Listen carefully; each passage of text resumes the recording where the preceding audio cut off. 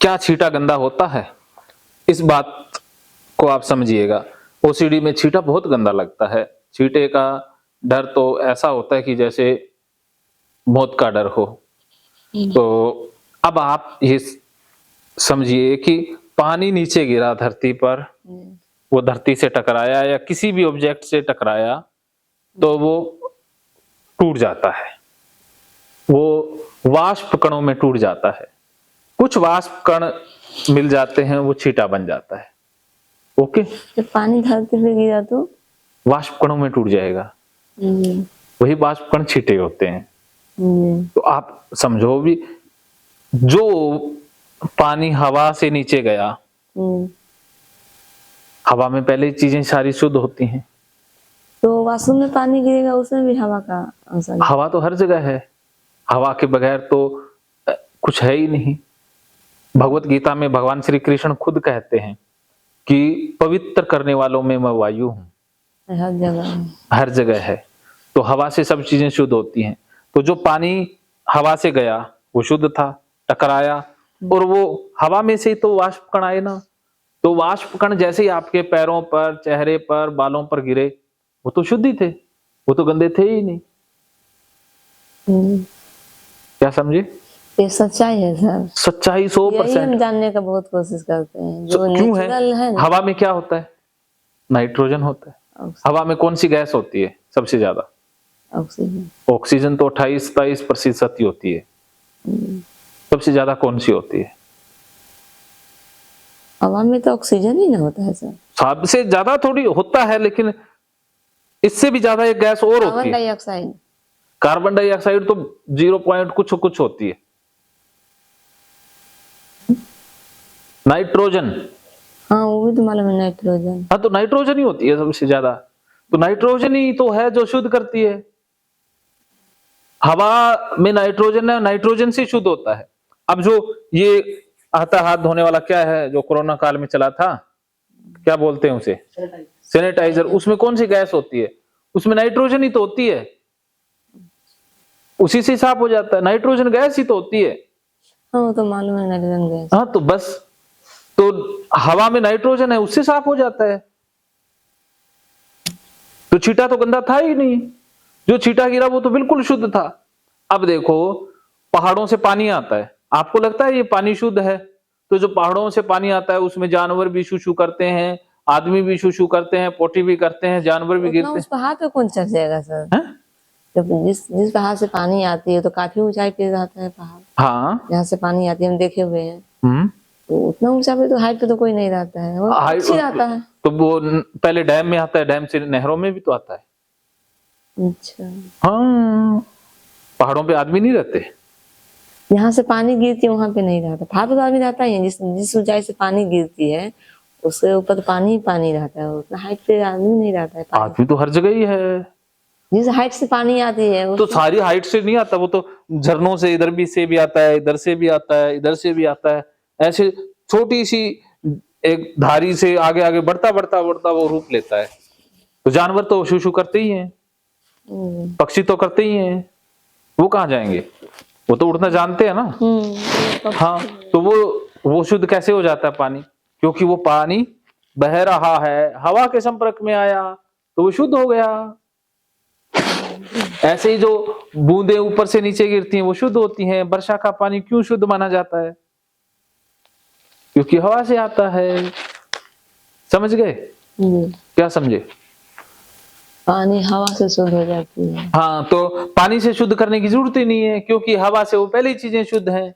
आपको दोबारा से शुद्ध करने की जरूरत ही नहीं है। आप तो शुद्ध चीज को शुद्ध करने में लगे हुए हो। क्या समझ में आया? हवा से शुद्ध हो जाती है वो। तो अब आपको पानी की छिट्टे से नहीं गिरना चाहिए। तो आपको धोने की, पोंछने की पानी से करने की जरूरत है? नहीं। क्यों नहीं है? हवा शुद्ध कर देती है। हाँ, तो वायु तो देवता है, पवन देवता है, और कृष्ण ही सब जगह है। कण कण में जब भगवान है तो बताओ, सब जगह ही भगवान है। छींटे में क्या शैतान घुस गया? छींटे के अंदर कंस या रावण कैसे घुसा, ये बताओ? जब कण कण में भगवान है, कृष्ण है ना, या नहीं है? या भगवत गीता में झूठ बोला गया है? झूठ है? क्या चीज झूठ है? भगवत गीता? नहीं, तो जो भी सच्चाई है वही। तो भगवत गीता में लिखा है ना, मैं कण कण में हूँ। जी तो फिर वो पानी के छींटे में नहीं है? नहीं, नहीं है? पानी के छींटे शुद्ध है हवा के संपर्क में आने नहीं, से। कण कण में भगवान है। हाँ। तो पानी का छींटा भी एक कण है ना? जी तो क्या छींटे में भगवान नहीं है? है। तो फिर वो गंदा कैसे हो गया? ये बात हम भी देखे आपके वीडियो में, लेकिन थोड़ा हमको भी उसको हम अपनाना चाह रहे थे, यूज करना चाह रहे थे, लेकिन जो आदत बन गई थी ना, वो मुझे नहीं होने दे रहा था। कोई नहीं, आप होने देगा ना। ये महादेवी जी बैठी है ना। कि नहीं, जब गीता में कोई भी बात होता है वो गलत नहीं लिखा जाता है। तो जब हर जगह भगवान है तो हाँ, इतना मुझे ये सब करने से कोई नहीं, अब आदत आपको बन गई थी, वो नहीं छूट रहा था। वो आदत तो छुड़वा देंगे, प्रैक्टिकल करेंगे तब हो जाएगा। ये हम फ्लो किए थे कि नहीं, अब हो जाएगा, लेकिन आप दिमाग से तो समझ गए ना। चलो, बहुत मेहरबानी, आगे बढ़ते हैं। बच्चों के कपड़े धोने में टाइम लगता है। अब आपने कपड़े कैसे धोने, क्योंकि कपड़े गंदे तो कुछ चीज होती नहीं। अब साफ सफाई का और गंदगी का नियम समझते हैं। इस दुनिया में ना तो कुछ साफ है और ना ही कुछ गंदा है।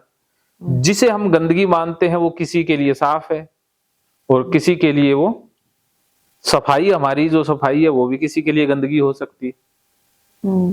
जो हम भोजन खाते हैं वो पशुओं के लिए, जानवरों के लिए तो गंद है। ये क्या पका के ये कचरा सा खाते रहते हैं, वो खाएंगे ऐसा हमारा जैसा भोजन? वो तो गंद मानते हैं। और हम जो गंद निकालते हैं, अर्थात जिसे आप पोटी कहते हो, वो उनके लिए भोजन होता है। तो ये तो परिभाषाएं हमने दी हैं। प्रकृति में तो ना कुछ सफाई है ना गंदगी है। प्रकृति ने तो चीजें बनाई है ना। जो मांस आप नहीं खाती ना? नहीं, खाती हो? बहुत कम, कहीं बाहर निकले तो। हाँ, वो पवित्र होता है, गंदा होता है? मांस नहीं। कुछ धर्मों में गंदा होता है, कुछ धर्मों में पवित्र होता है।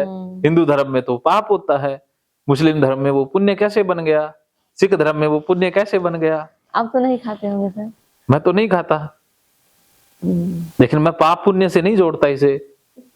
हाँ, मैं ये नहीं कहता भी पाप है या नहीं खा। सच में जीव हत्या करके नहीं खाना चाहिए है? जीव हत्या करके नहीं खाना चाहिए। हाँ, वो जीव हत्या करके नहीं खाना चाहिए, लेकिन वो उनको लॉजिक देते वो अपने देते हो। जीव हत्या तब करो जब हमारे पास जिंदा रहने के लिए कोई और विकल्प नहीं है। तो जब हमें पता है या तो हम जीवित रहेंगे या वो जानवर रहेगा, तो फिर क्या होता है? प्रकृति का नियम है कि उच्च चेतना के जानवर को जीवित रहने के लिए निम्न चेतना वाले जानवर को समाप्त किया जा सकता है। तो इंसान की चेतना उच्च है, तो वो बाकी जानवरों का भोजन ग्रहण कर सकता है। तो मन का नहीं, ये सब नहीं खाना चाहिए, मन उसमें आ जाएगा। नहीं देखेंगे तो नहीं, वो अलग चीज है, अलग चीज है। आप अब समझ गए। भगवान ने बना रखा, आप देखो शेर है। हाँ, शेर नॉन वेज ही खाता है, तो वो शाकाहारी नहीं हो सकता। शाकाहारी नहीं है ना वो। कभी शेर शाकाहारी देखा है? नहीं, वो तो प्रकृति के नियमों के अनुसार है, वो प्रकृति ने बनाया है। क्योंकि ये देखो, प्रकृति ने जो दूसरे घास चरने वाले जीव पैदा किए, उसके लिए भोजन बनाया और घास भी तब दिया। तो ये क्या है कि ये परिस्थिति का तंत्र बना रहता है। ये परिस्थिति का एक सिस्टम है कि जैसे ही शेर ज्यादा बढ़ेंगे तो शाकाहारी कम हो जाएंगे, तो शेर अपने आप मर जाएंगे। और जैसे ही शेर मर जाएंगे तो हिरन वो ज्यादा बढ़ जाएंगे, तो वो कम ज्यादा होता ही रहता है। फिर वनस्पति कम हो जाएगी, ज्यादा वो बन जाएंगे। तो ऐसे क्या है कि बैलेंस बना रहता है। ऐसे ही मनुष्य जब ज्यादा बढ़ जाएंगे तो सारी चीजों का भक्षण कर लेंगे, तो फिर प्रकृति ऐसा खेल रचाएगी कि मनुष्यों को खत्म कर देगी। तो ये मनुष्य जाति अभी विनाश के कगार पर पहुंचने वाली है। हम और दो तीन हमारी पीढ़ियां और, उसके बाद होने वाला है क्या? नहीं, तो भी हो रहा है। अभी तो समय लगेगा, 200 साल तो आराम से लग जाएंगे फॉरेन कंट्री में, तो भी हो रहा है होने को। लेकिन इंसान को मार के खा रहा है वो चलो अलग विषय। लेकिन प्रकृति ने कुछ भी साफ गंदा नहीं बनाया है। आज से हजारों साल पहले हम जंगल में रहते थे, तब कहाँ नहाते थे? तब तो कपड़े भी नहीं पहनते थे। हम आदि मानव तो थे ना? बोलो जी। हाँ, हम लोग पढ़े हैं हिस्ट्री। आपको पास्ट लाइफ में ले जाके इनको ना कोई बंदर बुंदर के जन्म दिखाना इनको। हाँ, इनका कोई और आदि मानव जंगल हो ना, आदि मानव का जन्म दिखाना, जहां पर ये वो पत्ता उता का पहनते हाँ थे। पत्ता पुत्ता पहन के बकरियों की तरह मैं करते हुए दिखाना इनको। भाषा भी नहीं थी तब, फिर भाषा, 9th में पढ़ी। हाँ आदि मानव दिखाएंगे आपको, ठीक है। जी सर। फिर निकल जाएगा, अरे गंदा गुंदा कुछ नहीं है, ये तो मेरा ही है, ये शरीर तो बहुत। तो कुछ भी नहीं है, मैंने आपको तो बोल ही दिया, गंदा कुछ नहीं है। और रसोई तो सबसे शुद्ध होती है। आप देखो रसोई में आप किसी को वैसे एंटर मत करने दो, लेकिन उससे ये डरो कि ये गंदा, कोई बाहर से गंदा आया है, ऐसा नहीं है, क्योंकि हवा भी तो बाहर से ही आती है। अब आप किसी मंदिर में जाते हो, तो वहां तो सारे ही जाते हैं, तो वहां पे भगवान को भी लोग हाथ लगाते हैं, फिर तो भगवान वहां मंदिर तो सबसे गंदा है, सारे ही जाते हैं। मुझे लगता है सर, जब हम जाते हैं ना मंदिर में, तो मुझे लगता है कि फिर भी वहां से आते फिर हम सफाई अपना कर लेते हैं। नहीं करना ये चीजें, ये दिमाग में लेके आनी नहीं है, क्योंकि वो चीज गंदी नहीं है। लोग भगवान तो उनकी फिर भी वो मानते हैं ना, अगर वो कोई श्रद्धा लेके जाता है वहां पे कुछ मांगता है तो उनकी विश पूरी करते हैं ना वो। अगर भगवान उनके हाथ लगने से गंदे होते तो वो तो वो विश ना पूरी करते उनकी। फिर भगवान ही गंदे होते तो सुदामा जो नहाया नहीं था, मैला कुचिला कृष्ण के पास आया तो पैर धो के उसके पीते। या तो कृष्ण ही गलत हैं या आप सही हो, दोनों में एक सही हो सकता है। या तो कृष्ण को समझ नहीं थी, आपसे पूछना चाहिए था कि देखो बताओ जवाब दो। कृष्ण ही सही है। तो हम गलत हैं फिर? नहीं सर। बताओ। आपकी थॉट गलत है, उसको आप सही करो। तो इसलिए हमने, आप ये समझो भी आपके दिमाग में कचरा आ गया है। हाँ, दिमाग में कचरा। चीजें गंदी नहीं है, रसोई गंदी नहीं वो चीज है, गंदी नहीं है। कोई लोग गंदा नहीं है, बाहर से जो भी आया वो गंदा नहीं है। बाहर धूल मिट्टी में बैठ जाओ, वहीं पे गांव पे ही बैठ जाएंगे। आप देखो मिट्टी, हम मिट्टी धरती में तो बैठ माता है, अरे माता का अपमान, धरती को माता नहीं मानते या मानते हो? क्योंकि हमारा शरीर मिट्टी तो धूल वही तो है हमारे